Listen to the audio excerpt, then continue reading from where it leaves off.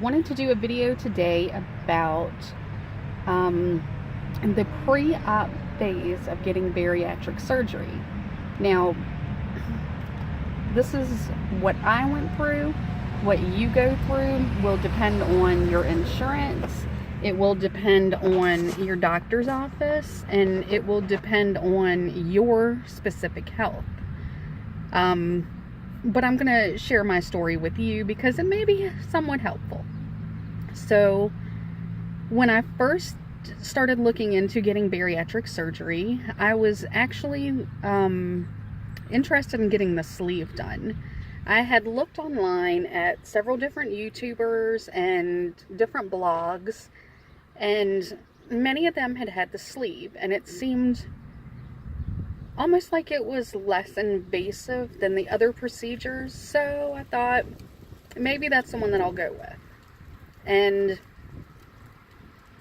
so what I did was I originally went to, after gathering some information, I went to my doctor and I said, so what do you think of me getting the surgery done?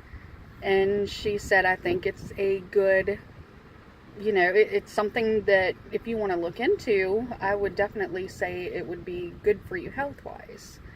So with the green light from my primary care doctor, I went online to a bariatric center that was very close to me. It was just the next city over. And I filled out their little questionnaire. The next day, somebody got back to me about, the questionnaire. I had filled out my information for someone to contact me. And they said, how about you come in, you talk to the nutritionist, you have what's called, it's like a class, but it was only 2 people in there, me and another woman. But it's basically about nutrition. And, just come in and talk to us, see what you think. So I was like, well, okay, that sounds reasonable. So I went in and I met with the nutritionist, and he was really funny, really personable. I really enjoyed him. The class was very interesting. I learned some things that I didn't know. I'm not going to say I'm nutrition savvy, but there were certain things that I thought were pretty nutritious that it turns out are not the most nutritious things, like peanut butter. I thought, well, if my kids want peanut butter sandwiches, then peanut butter's good for them, right? And it's got a lot of fat in it. I mean, there's just so much that you learn when you start on this journey where you're like, okay, the only thing that I can have is air and water. It's what it felt like. But no, that's not true. You just have to change your eating habits. But anyways, I digress. I had that appointment, and then he said, how about you come back and talk to the surgeon, and he can answer questions. And I was like, great. So I had an appointment with the surgeon. Now, this is my experience. Please keep that in mind. So I don't expect my doctor to be my best friend. I don't expect us to be buddy-buddy. But I expect a certain level of professionalism and a certain level of, let me know that, you're on my team. You want to do this, and I'm not just dollar signs. So I get to the appointment, and the nutritionist is the one that brings me back. And he says, we're going to take some before pictures so that we'll have them for your file. And I said, great. So, we took some frontwards pictures. We took some sideways pictures. He took a picture close up. Obviously, I have a pretty good double chin, so I'd love to see what this looks like when it finally melts off. If it does, knock on wood. But, and then he said, okay, the doctor will be in with you in a couple minutes. So between the nutritionist appointment and that appointment, I had decided that I may want to do the gastric bypass instead. And in another video, I'll get into more of my reasoning for that. But I pretty much had my heart set that I wanted to switch to gastric bypass. So the doctor came in and he never looked at me. He said, hello, I'm Dr. I don't want to say his name because I'm not trying to disparage the man. And then he sat down and he had an iPad in his hand. I guess it had like my file in it or whatever. And he's looking through it. And he goes, "Do you know which surgery you want to get?" And I said, well, I had looked into the gastric sleeve. And then I started thinking that maybe the gastric bypass would be a better option for me.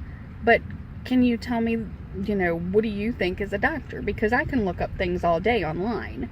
That doesn't mean that I'm a professional and that I know, what might be best for me and my specific health concerns.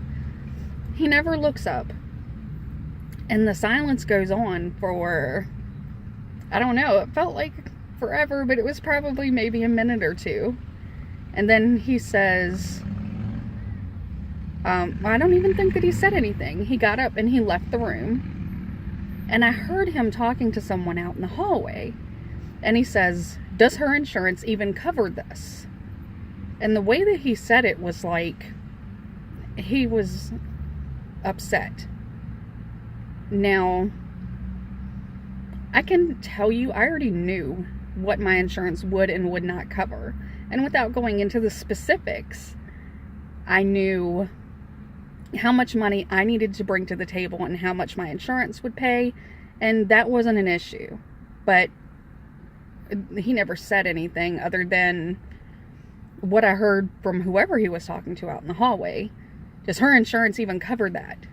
Or does her insurance even cover this operation? So now I'm like, okay, you didn't make eye contact with me. You did not shake my hand or anything when you came into the room. Now I am within earshot of you and you're bitching about my insurance. Excuse my language. And so I'm sitting there like, this is kind of surreal. So the nutritionist comes back in and he's like, he's just in a bad mood today. And he's like trying to make excuses for him. And I'm like, okay. So the doctor eventually does come back in and he explains to me the differences in the two procedures, which I already knew for the most part. And he said, "Which one do you want?" And I said, "The gastric bypass." So I left that appointment feeling kind of like, oh, when you just leave a doctor's appointment and you have that feeling in the pit of your stomach like you were almost in the presence of someone that didn't want to have anything to do with you, basically. That's how it felt. So I had to do 6 months of nutritional counseling, and I needed to get a psychological evaluation done, which I did 4 of the 6 months. And I had the psychological evaluation done, all of which went really well. And then I had some things come up, personal things with my family, where it was not going to be a good time for me to do the surgery. So I postponed it, not indefinitely, but I knew it was going to be maybe 9 months. 9 months sounds like a pregnancy. No, I was not pregnant. I just knew that it was probably going to be the summertime by the time it was going to be a good time for me to have it done, because the kids would be out of school and there was just, I knew it wasn't going to be a good time. Anyways, during that period of time, I started thinking, and I was like, maybe I should check out another doctor.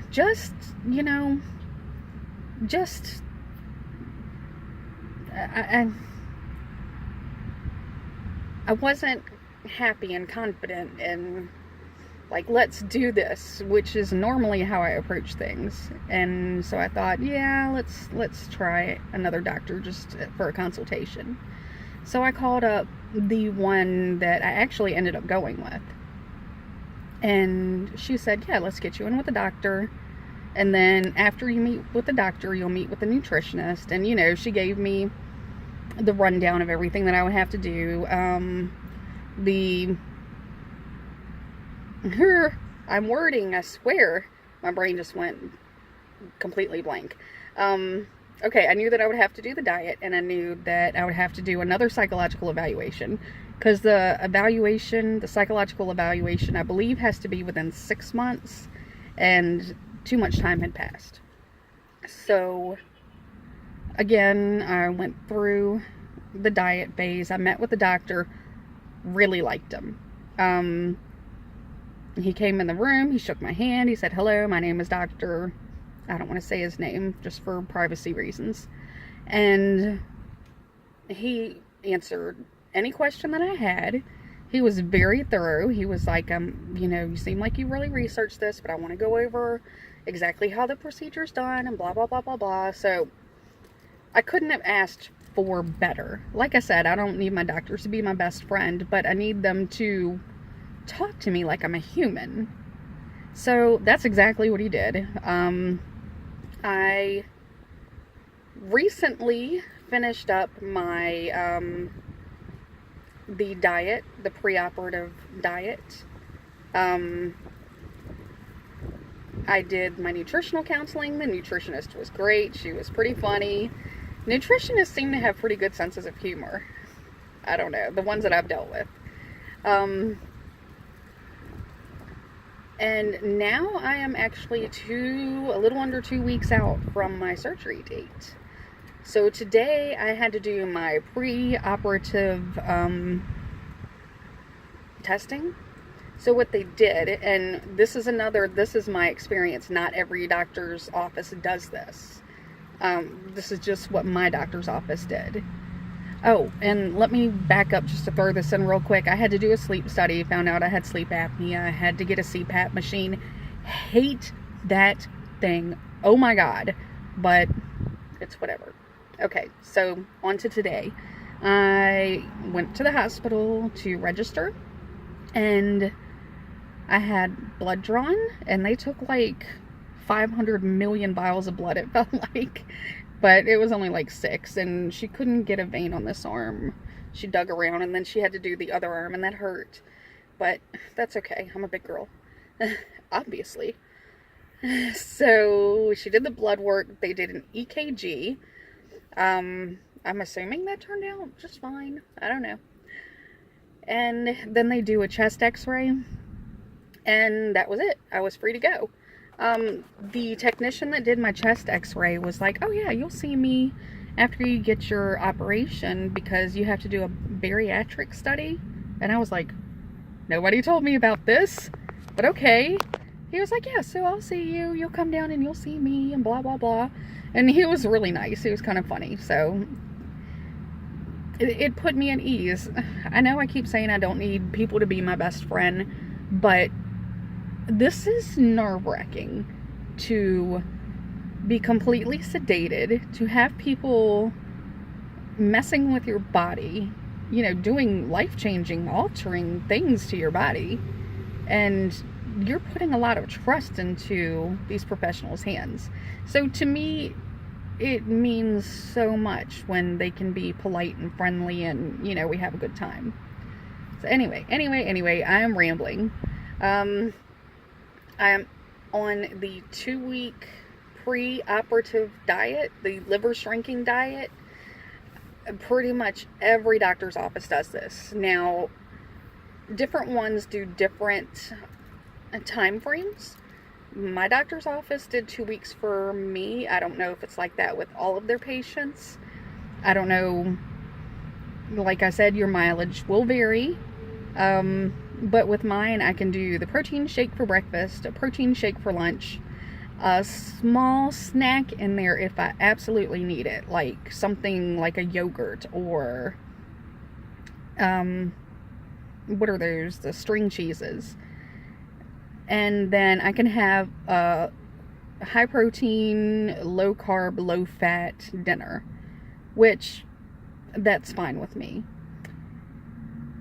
The hard thing has been giving up soda, but I know it's worth it. I did cheat. I had a little tiny bit of Diet Coke today, but I had a migraine coming on, and I know it's from caffeine withdrawal, so I just had a little bit out of someone else's drink, and that helped it. I feel much, much better now. So the caffeine withdrawal is really gonna kill me, but I know it's worth it, so, you know, I'll be okay.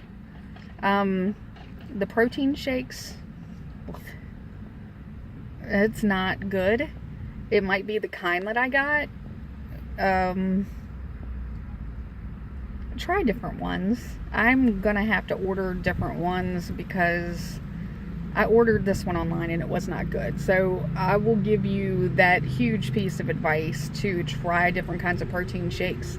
They come ready-made or they come in powder. The powder, you get more bang for your buck. I tried the Premier Protein, I believe it was, the ready-made ones, and they're good, but they're expensive. I'm a girl on a budget. I can't be spending all that money on protein shakes. It's not like they're anything great, but whatever. So I got some powdered, I believe it's a Slim Fast powder, but it's not the regular Slim Fast. It's like Slim Fast plus protein or something like that. I can't remember exactly what it's called. And I got the French vanilla one. And it tastes like birthday cake, and I don't like birthday cake. To me, it's too sweet. So just try as many as you can and find one that's palatable. And if you have suggestions, leave them down below, because I'm not feeling it. On top of that, I have to do my multivitamin and my calcium, which I don't have a problem with. I've taken a multivitamin for years now, so that's not a big deal. But both of these have to be chewable for me because, well, just for now, because after your surgery, I guess you're not supposed to take those big honking multivitamins or the big calcium pills, so they want you to have chewable ones. Like I said, your doctor may not want that. And so that's really it. I don't really have much more to say on it, except, you know, to wrap it up, make sure you're going with the doctor that you're comfortable with. Follow the plan as far as, you know, getting what you need to get done, you know, how many months you have to get it done. Make your appointments early, especially if you have to do the psychological evaluation, because a lot of those doctors book months out.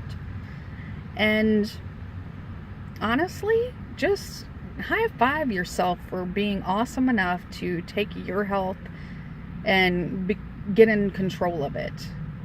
And that's all that I really have to say about that. Thank you so much for watching. If you like my video, give it a thumbs up. If you don't like it, I'm sorry. Not really. All right, bye.